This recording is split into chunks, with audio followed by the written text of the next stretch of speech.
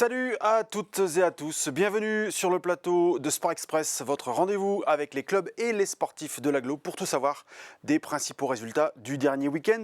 Football, basket, volley, hand et gymnastique sont au programme de ce nouveau numéro. Et puis nous parlerons également de course à pied puisque nous accueillons sur ce plateau Julie Evuz de l'association Team Run Courrières. Vous êtes la secrétaire.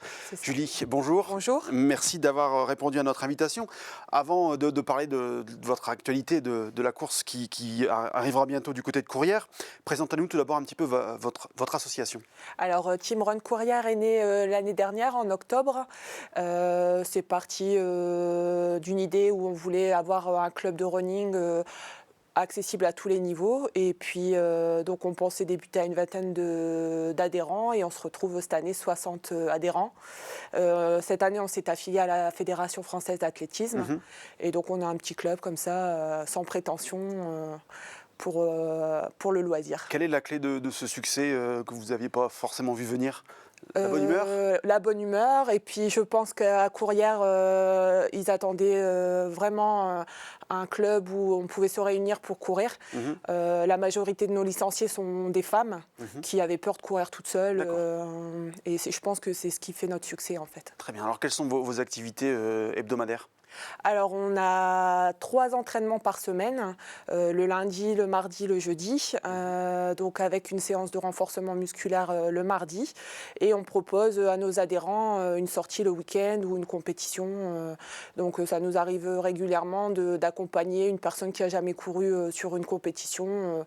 Donc, on a vraiment cette idée de partage entre nous, les plus forts qui aident les plus faibles, voilà. Vous êtes vous-même une ancienne sportive, vous avez fait de la boxe il y a quelques années. Pourquoi vous êtes vous tournez vers la course à pied comme beaucoup de gens aujourd'hui ? Alors, déjà, dans mon sport, j'étais amenée à courir énormément. Et puis après, les années faisant, j'ai mon fils aîné qui s'est mis à l'athlétisme. Et puis, plutôt que de rester sur le banc à l'entraînement, je me suis dit pourquoi pas courir avec les autres membres du club. Et c'est parti comme ça. Voilà. Le 30 mars prochain aura donc lieu les 12e foulées courriéroises. C'est votre association qui organise cet événement. Comment vous en êtes venu à cette organisation ? Alors tout simplement, en fait, quand on a sollicité la mairie pour créer notre association, ils ont souhaité nous intégrer dans le projet. Donc l'année dernière, la mairie gérait en partie les foulées et on a pris le relais progressivement. Et cette année, du coup, ils nous font entièrement confiance sur l'organisation. Donc on a toujours le partenariat avec la mairie qui nous aide énormément d'un point de vue matériel. Et nous, on s'occupe de tout ce qui est inscription, promotion, sur les réseaux sociaux et puis à travers les différentes courses qui se passent dans la région. D'accord, donc ce sera donc votre première en autonomie totale sur cette organisation.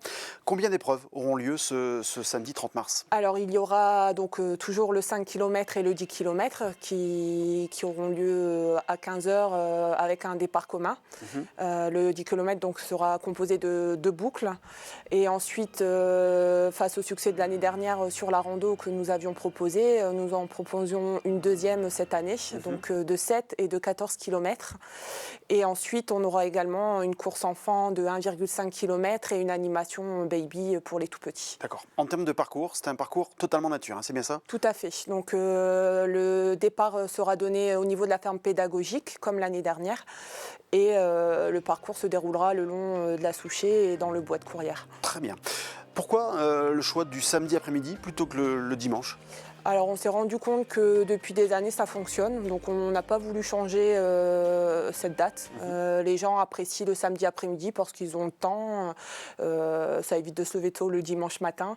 Et puis pour les familles c'est plus pratique en fait, ça leur permet de courir et puis de courir avec leurs enfants également. Très bien, alors on le disait c'est votre deuxième organisation, la première en autonomie. Est-ce qu'il y a eu des modifications par rapport à l'an passé sur le parcours, sur ce que vous proposez aux participants ? Alors en termes de parcours, c'est sensiblement la même chose que l'année dernière. Donc ce qui change, c'est donc la deuxième randonnée de 14 km qui va s'étendre sur le territoire de Arnes. Et ensuite, la course pour les enfants. L'année dernière, on avait organisé 2 courses avec beaucoup moins de monde chez les benjamins.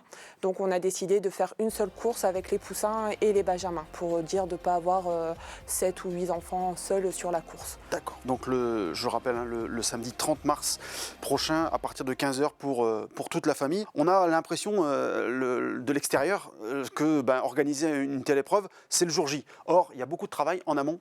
Oui, vous me le confirmez? Oui, effectivement. Alors, entre la recherche de partenaires, la gestion des inscriptions, les différents dossiers administratifs, on s'y prend en moyenne 6 mois à l'avance. Donc, tout le comité directeur se réunit en début de saison sportive et puis on commence à évoquer le projet pour le mois de mars. D'accord. La face visible de l'iceberg, c'est le jour J. Combien de personnes seront mobilisées ce 30 mars? Alors, on espère avoir autant de monde que l'année dernière. On avait fait des stats l'année dernière en bilan de la course. On avait 96% de nos adhérents qui nous ont aidés dans l'organisation. Donc, c'est vrai qu'en amont, c'est principalement le comité directeur composé d'une dizaine de personnes.